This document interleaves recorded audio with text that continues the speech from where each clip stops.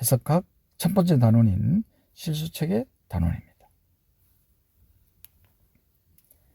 실수체계 단원에서는 현재까지 한 문항이 출제되었어요. 2005학년도에 14번 문항에 5점 배점으로 출제되었습니다.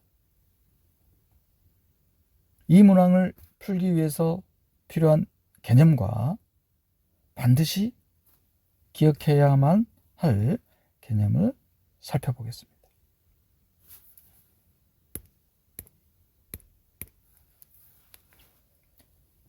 공집합이 아닌 실수의 부분집합 2.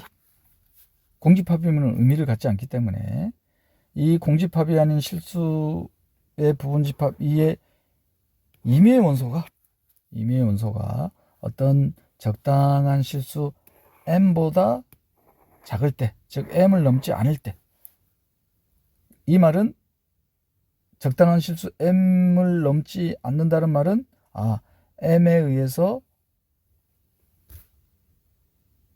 경계가 되어 있는 거죠. m을 넘지 않습니다. 즉 m에 의해서 위로 유계되어 있다 라고 이렇게 수학적으로 표현합니다. founded above. 그리고 m이 속한 부분을, 적당한 실수 m이 속한 부분을 상계라고 합니다. upper bound. 그럼 우리가 자연스럽게 생각해 볼 수 있는 게 upper bound에서 가장 작은 원소, 이 가장 작은 원소가 공집합이 아닌 실수의 부분집합 2의 원소인지, 우리 원소일 때는 중등교육과정에서 다루죠. 바로 뭐냐면은 맥시멈, 최대값이라고 하잖아요. 아닐 수도 있잖아요. 그죠? 그래서 그때 이제 사용하는 개념이 바로 상한의 개념이 되겠습니다. 수프리մ. 혹은 이 상한의 또 다른 표현은 상계 중에서 제일 작은 원소잖아요. 그래서 least upper bound라고 합니다. least upper bound. 노테이션은 이니셜을 따서 다음과 같이 표현합니다. 그러면 자연스럽게 대칭적으로 뭐도 있겠습니까? 뭐도 있겠어요? 실수의 부분집합 중 공집합이 아닌 부분집합 2가 어떤 적당한 실수 스몰 m에 의해서 아래로 유계되어 있는 겁니다. 아래로. 그러면 이 아래로 유계되어 있는 부분을 하계, low bound, 그 하계 중에서 제일 큰 원소, greatest low bound, 혹은 infimum,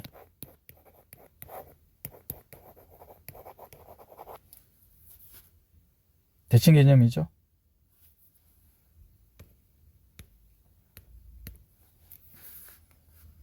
이제 여기에서 사용되는 해석학뿐만 아니라 수학 전 분야에 대해서 사용되는 개념이 등장합니다. 바로 뭐냐? 완비성 공리, completeness axiom이에요. axiom. 증명의 대상이 아닙니다. 근데 axiom을 받아들이는 게 그렇게 쉽지가 않죠. 한번 볼까요? 어떤 axiom인지. 공집합이 아닌 실수의 부분집합 2가 위로 유계이면, 즉 상계를 갖는 거죠. 그러면 상한이 존재하죠. 그 상한이 반드시 존재한다. 이게 완비성 공리예요. 그럼 대칭적으로 공집합이 아닌 실수의 부분집합 2가 아래로 유계이면, 하계를 갖는다면 하계 중에서 제일 큰 원소가 반드시 존재한다. 이게 완비성 공리입니다. 증명의 대상이 아니에요. 받아들여지시나요? 수학 전 분야에 사용되는 개념이라는 거. 증명의 대상이 아니라는 거. 공리입니다. completeness axiom. 이 completeness axiom으로부터 나오는 유용한, 특히 극한의 개념에서 사용할 개념인 아르키미디언 프린시플. 아르키미디언 프린시플이란 임의의 두 실수, 특히 임의의 두 실수 중에서 전제해야 될 게 뭐냐? 양의 실수의 존재입니다. 그럼 양의 실수가 존재하면 이 양의 실수에 충분히 큰 혹은 적당한 자연수 n을 선택할 수 있다는 거. 어떻게 선택하느냐? 요 양의 실수에 적당한 충분히 큰 자연수를 곱해서 임의의 실수보다 크게 할 수 있는 자연수 n을 선택할 수 있다는 게 아르키미디언 프린시플입니다.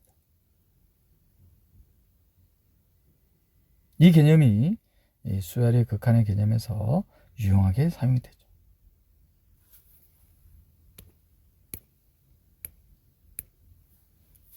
완비성 공리로부터 아르키미디언 프린시플이 유도가 되시나요? 공리는 증명의 대상이 아니지만 공리 이외에는 전부 증명의 대상이 되는 겁니다.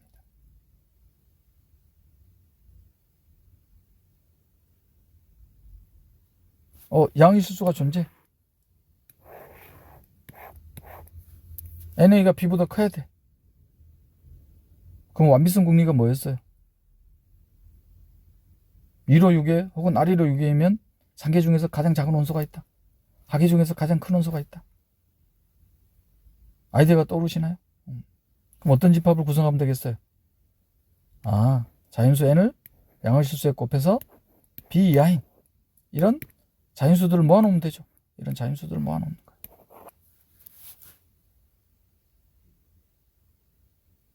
그럼 뭐가 되는 겁니까? 뭐가 되는 거예요? N1을 선택할 수 있잖아요. 명백히 공집합이 아니죠. 명백히 공집합이 아닙니다. 그리고 B에 의해서 위로 6이 돼 있잖아요. B라기보다는 N이 자연수니까 우리가 N을 모아놓은 거죠. N분의 B에 의해서 위로 6이 됩니다. 그럼 뭐가 존재하겠어요? 상한이 존재할 거예요. 증명에 대한 아이디어가 있습니다.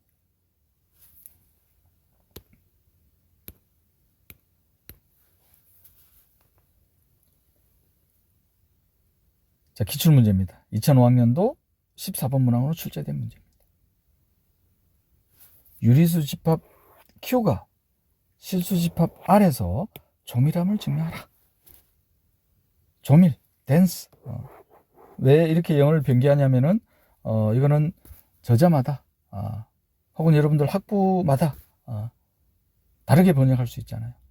그래서 이러한 문제점 때문에 지금은 대한수학회에서 이런 수학 용어들을 한글화를 해서 작업을 하고 있습니다. 그래서 가급적이면은 이 대한수학회에서 사용하고 있는 용어들을 사용할 것입니다. 걱정하지 않으셔도 되는 게 혹시 조밀, 댄스 써놨지만 혹시 이게 무엇을 뜻하는지 몰라서 못 풀 수도 있잖아요. 출제자들이 그런 걸 배려합니다.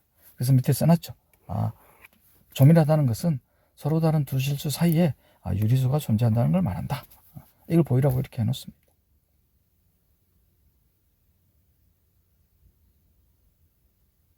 그럼 이렇게 문장을 읽으면, 지문을 읽으면 바로 아이디어가 떠올라야지. 우리 시험이라는 것은 제한된 시간 내에 푸는 거잖아요. 제한된 시간 내에 해결할 수 있습니다. 서로 다른다는 게 결정적 단서죠. 서로 다르면 우리는 수학적으로 어떤 결과를 얻을 수 있나요? 서로 다르니까. 차를 구할 수 있잖아요. 차가 양수라는 거. 양의 실수 존재. 바로 떠오르시죠? 아르키미디언 프린시플을 이용하는 문제구나.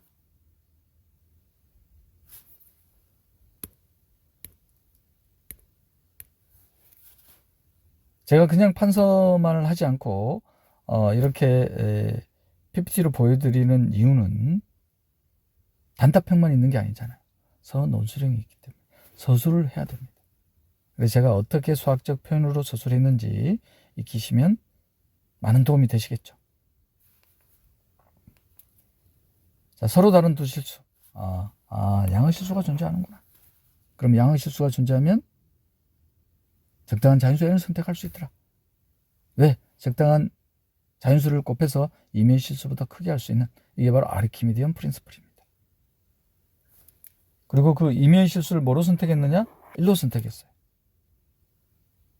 자, 이런 게 트릭입니다. 이런 걸 이제 연습하시는 거예요.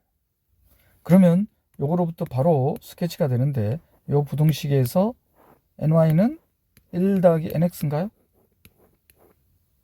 이거는 nx보다 명백히 크죠? 벌써 90% 이상은 증명이 완료됐잖아요. 왜냐? n으로 나눌 수 있죠. 자연수니까 부등호 방향 그대로 유지되고 n분의 1 더하기 nx. 선생님 벌써 증명이 완료된 거 아닌가요? 아니죠. 유리수의 존재성인데 이게 유리수라는 보장이 없잖아요. n은 자연수, 1 자연수, n 자연수, 근데 x가 실수잖아요. 두 정수의 비로 나타나야 되는데 분자가 이게 정수라는 보장이 없잖아요. 좀 더 디테일하게 해야 되겠죠? 자, 그래서 어떻게 할 거냐? 아르키미디언 프린시플을 반복적으로 쓸 거예요. 그래서 자연수 n1과 자연수 n은 n2를 선택할 겁니다. 그리고 임의의 실수를 x, x. 마이너스 x를 선택한 이유는 자연수에서 선택하는 것보다는 정수에서 선택하는 게 훨씬 편리하죠. 선택의 폭이 넓어지잖아요. 자, 그래서 음의 정수, 자연수 사이에 임의의 실수가 놓이도록. 그러면 이 음의 정수와 자연수로 어떻게 이용할 거냐?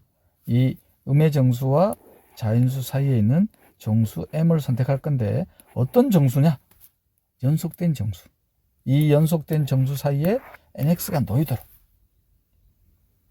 그러면 다 이제 완료됐죠? 이렇게 선택되면 완료가 된 거 아닌가요?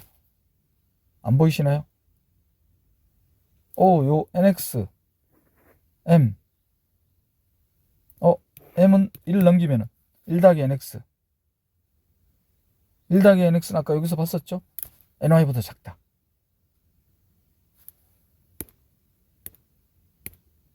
좀 더 자세히 볼까요? 그러면 nx, ny. 1 더하기 nx는 실수였지만 m은 정수잖아요. 따라서 두 정수의 비로 나타나는 수가 서로 다른 두 실수에 존재하는구나. 사이에. 유리수의 점일성. 이렇게 증명이 완료됩니다.